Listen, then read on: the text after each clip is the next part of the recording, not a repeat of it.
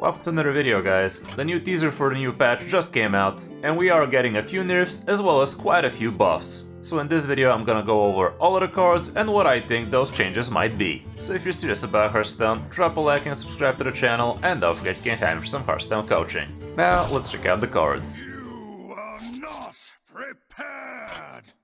Here's the image for Standard, and we have one for Wild as well, so let's start off with the nerfs first, and we can see that the Tidepool Pupil is getting nerfed as well as Doomkin, and both of these cards definitely have been problematic, so let's look into them. As we can see, Tidepool Pupil has been a part of quite a few very amazing decks, like look at all of these insane stats, above 60% for quite a few. This is for Standard for Diamond to Legend, so definitely very scary stats for a card like a Neutral. And yeah, this definitely is enabling quite a few decks to be doing broken things, like Insanity Warlock doing crescendos more than they should be. Rogues are doing absolutely broken stuff with it, including Infinity combos with Sonya. Overkill Priest gets a lot out of it. We can also see it in Death Knights apparently, Evolved Shamans have been using it here and there, Concierge Druid obvious inclusion. So what I think is going to be changing about this card is not going to solve most of its problems, but I think they're just going to bump it out to be a 2-mana 2/2 or something not so amazing like that. It's still going to be a pretty good card, most of the classes are still going to be using it, including Insanity Warlocks and such, but it is going to be a very heavy hit to Rogues.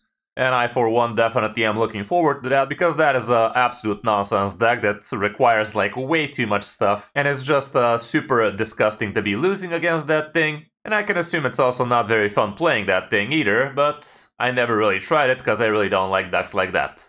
So yeah, bumping this guy to 2 mana is probably going to be the way to go. You're still going to be seeing it in Warlocks and Priests and Death Knights, but Rogue is definitely going to have to figure some other way to actually do broken things. The next card getting nerfed for Standard is going to be Doomkin, and this is also another card that has been causing problems for quite a while now. Didn't Doomkin actually get buffed at some point? No, it seems this was the card to begin with. So, what could change here? Bumping this to 7 mana sounds a little bit too drastic, honestly. I wonder if it's gonna stop taking the mana crystal, maybe just remove 1 mana crystal for the opponent and not give it to you. That might be it. I don't know, it's kind of a wonky situation to be in. Because if you bump this guy to 7 mana, using a second copy is almost... well, nowadays with New Heights, I guess it's not absolutely useless, so maybe it is going to be the way to go. Maybe they are going to bump it to 7 mana, which still doesn't really do much of a difference in most cases, because once you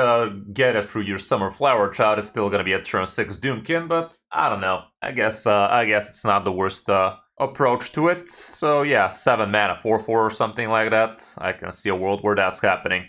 That's it for the Standard nerfs. We can also check on the Wild nerfs real quick. Don't worry, we're gonna go back to Standard right after we just take a peek at these cards, basically. I'm not exactly a Wild streamer or anything like that, so let's just take a quick look for these. Wild Paw Knoll costs 1 less for each non-rogue class card added to your hand this game. I don't know, maybe they're gonna be touching up on the stats here, because in Wild you basically get to play this on turn 1 with the help of the new 1 mana pack. Like, it has been doing some absolutely broken things lately. Yeah, this thing, Twisted Pack, basically gives you 0 mana Wild Paw Knoll even on turn frickin' 1, so that's kind of a no-no. So I don't know, maybe drop it down to a 3/4 or something like that. Really, it's just spitballing here. I don't even know what the issue is in Wild with it. Probably just because you get to drop 2 of them on turn 1. That might be a little bit broken even for Wild. The other thing we're seeing is Sorceress Apprentice. She's a 4 mana 3/2 now. She used to be a 2 mana 3/2, same effect, and people are still abusing the hell out of her in Wild. Like, you literally get to play turn 3, fill your board with Sorceress Apprentices with a bunch of reverbs and whatnot, and just have all your spells down to 0 super quickly, draw the rest of your deck, and just OTK the opponent. Really broken stuff. I think it's finally time to give her the frickin' can't cost less than 1 man. Like, we have been saying that forever, and I think it's time. Just fucking do that thing already, and call it a day. And lastly, we have Secret Passage. 1 mana, replace your hand. I don't know, is this gonna go to 2 mana or something? I can see a world where that happens, but like I said, we're not a Wild channel, so let's not pretend we know what we're talking about here. I'm just showing you the cards. Do with that information as you wish. Let's go up to the buffed cards. And we have 6 mana Treasure Hunter Eudora, Battle Cry, go on a side quest to discover amazing loot. Play free cards from other classes to complete it. This could be receiving the Velarok treatment. This guy used to require free cards to actually transform into a dragon. Maybe Eudora is also gonna go that route. Just having to play 1 card and get the epic side quest loot could be pretty interesting indeed. The other way I see this card getting slightly buffed is going down to 5 mana, 4/5, same effect, but I think that would be just way too slow, so I'm definitely going towards the Velarok treatment, requiring only 1 card. It's still gonna be hella slow if we gotta be honest, like turn 6 to play something on 7 to get the loot. A little bit on the slow end. The thing is, this is gonna be a side quest. For it to be a side quest, it goes on your hero like a side quest. So having to just play 1 different card doesn't sound much of a side quest to me. So maybe they're just gonna bump it down to 5 mana, see how that go. Still probably gonna be just a meme deck, but who knows? Maybe it's gonna help it a little. Next up, we have Maestra Mask Merchant. She is the Warlock Tourist. Battle Cry, discover a hero card from the past from another class. What could change here? I guess, again, dropping her down to 5 mana. Like, I don't know, man. Like, there really isn't that much to work with here, is there? If it goes down to 5 mana, I guess it's gonna be slightly more usable. Playing it, some of the hero cards do cost about 6 mana, so playing this on 5 and turn 6 go to the hero card might be what the card needs. And hey, 5 mana, 6/5, never hurt nobody, so that might be the way to go. We also have Metal Detector. After your hero attacks and kills a minion, get a coin. This thing has been used in things like Wishing Rogue and Lynessa.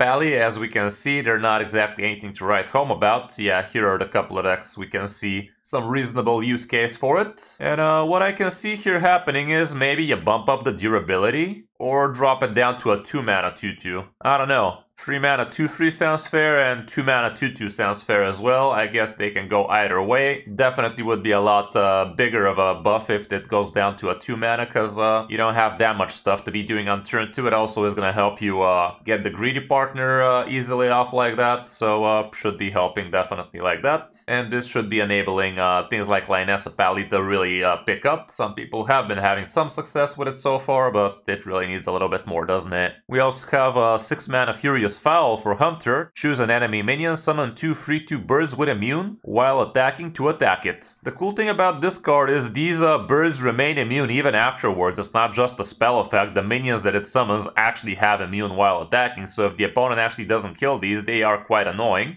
I can see this going down to a 5 mana, like, what else are you really realistically gonna be doing here? Doubt you're gonna be summoning a third bird. The other thing I can see happening here is, summon 2 3/2 birds with immune and rush. With immune while attacking and rush to attack it. So that way you get to kill something and also rush a couple of things. That might be a little bit too broken, so I'm definitely erring on the side of 5 mana. We also have Mysterious Egg getting buffed, and I'm really not sure what they can be doing here, like maybe make the egg into a 1/3. That definitely is going to help you, because right now you can't really crack the egg easily unless you have some silly stuff like bananas, Leog, that kind of deal. The other route would be to drop it down to 4 mana, and that sounds a little bit more realistic if I gotta be honest, because when was the last time we seen an egg with an actual attack? Like, it's supposed to be an egg, it doesn't supposed to attack. So again, feels like another mana shave situation if you're asking me. And this should be helping things like Highlander Hunter and straight up Big Beast Hunter see a little bit more play right now. We can see even Breakfast Hunter is somewhat usable from Diamond to Legend, but I'm pretty sure it's really not that amazing. Another card that's getting buffed is Fetch. Draw a minion. If it's a beast, draw spell. That is definitely a lot of card draw for 2 mana. Making this into 1 mana sounds like an okay thing to be doing. The other thing that they could be doing is draw a minion and a spell, no requirement. That might help, because this definitely denies you situations where you want to be including things like this, yeah, like Yodler, things like Marin, things like the Quillbore, like Costume Singer. But then again, the card says fetch, so it has to be something beast oriented, right? If they move it down to 1 mana, it's still 1 mana draw cards. So even if it's not a beast, you're not gonna be super sad. But if it is a beast, it's gonna be quite good for you. The other alternative would be draw a minion and a spell. If the minion is a beast, draw another spell or something like that. I don't know, draw a card. It's really weird what you could be doing with a card like this. Like your imagination can definitely go wild. So I don't know. You guys tell me what you think in the comments. This is the most likely way they're gonna go handling this card. Next up, we have the 5 mana Right Cleaver, which used to be a 7 mana. Like, damn, this thing is really in need of some serious help, huh? It's a frickin' legendary, and it's gonna take more than 1 frickin' buff to actually make it work. Damn, must be a really OP card, yo. Right Cleaver, if I gotta be completely honest, I didn't even know the real effect this card had. Like, for some reason, I thought this card was removal. I thought you get a couple of slices of bread and you get to use them on the board or something. But it turns out you actually get bread, and the minions and the minions that come in your hand afterwards are the minions you're gonna be summoning through the sandwich later. Like, I was definitely caught off guard when I first tried this card after the last buff. And what can happen to this card this time? I don't know, drop it down to 4 mana? Is that really gonna help it? I feel the real problem with this card is that the minions you get to summon with it that way are just not usually that amazing.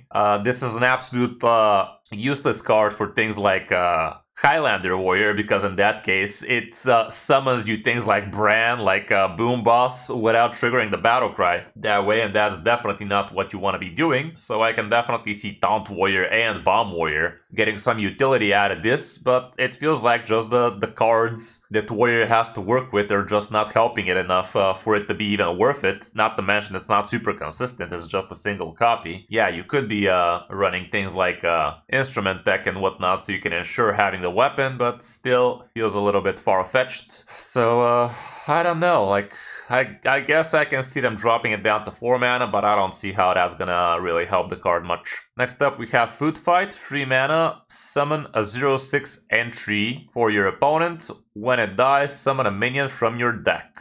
Again, looks like a situation where this goes down to 2 mana and we call it a day. Again, you're gonna have to really build around a card like this for your deck. I guess some big minion warrior or some big taunt warrior could make some use out of it, but it's a little bit too random, you know? So yeah, 2 mana is probably the way to go here. Next up, we have the 4 mana 3/2 Boom Wrench. Miniaturize Death Rattle, trigger the Death Rattle of a random friendly mech.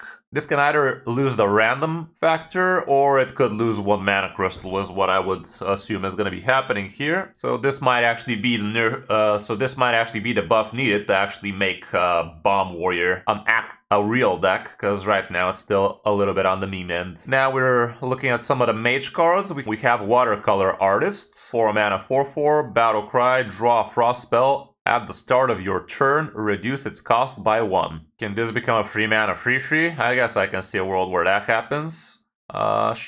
This card is somewhat decent for combo decks like Sith Mage and Big Spell Mage, but as you can see so far, the decks are just not picking up with it.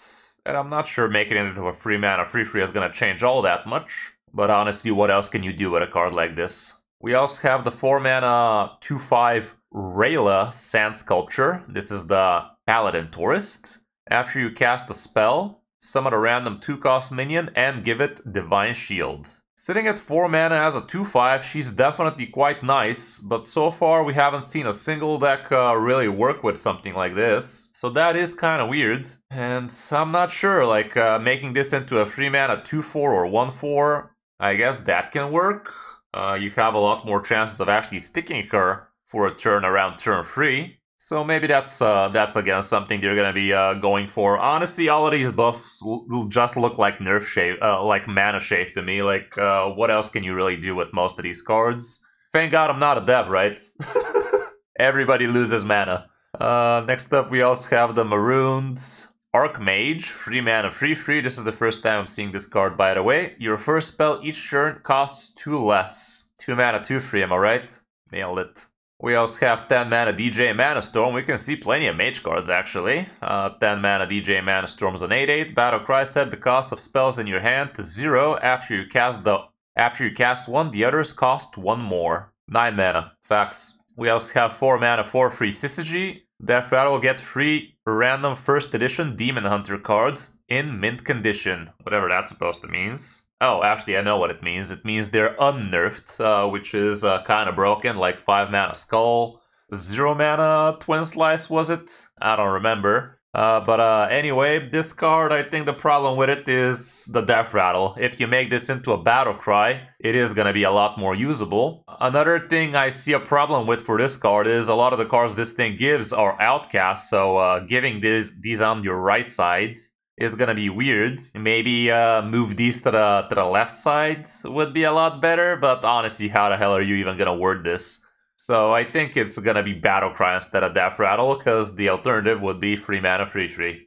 So that's about it for all of the buffed cards and all of the nerfed cards. Not sure how that's gonna change the meta, if I gotta be completely honest. Like, with buffs, it's a lot more problematic to really pinpoint what's that gonna do. The nerfs, I think, are gonna kind of remove Miracle Rogue from the meta, because this was an integral part of the combo, and not being able to have infinite copies of the pupil definitely is gonna hurt the deck big time, but that's only assuming if this guy becomes a 2 mana, because honestly, I guess they could realistically figure some other way to nerf it, but I'm not sure how. I'm not really sure how. As for the Doomkin, it's gonna make straight up Dragon Druid feel a bit less amazing, but if we gotta be honest, Highlander Druid has been doing just as great as the other Druids, so I'm really not even sure why they're targeting this card this time. Feels like they could have targeted something else like Summerflower Child, or I don't know, something along those lines. Like 6 mana Summerflower Child probably would have done better than this.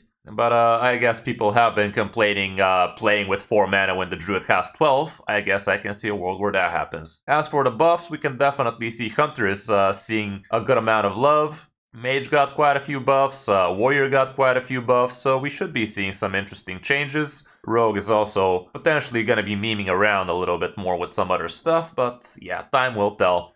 We are expecting these buffs and nerfs to be happening on Thursday, so be on the lookout for my review of the actual cards once that happens. And also don't forget, you can get your dust back if you write refund. You are going to be seeing all of your copies of Pupil, Doomkin, and heck, even the wild cards if you still save those, even though Sorceress was a core card, so don't get your hopes up. But yeah, that's gonna be it for this video, guys. Hope this helps you figure out what you want to be playing after the patch goes live on Thursday. And if you found the video helpful, please drop a like and subscribe to the channel, and don't forget you can time for some Hearthstone coaching. Thanks for watching, I'm Kris05, and I'll see you in my next video or stream.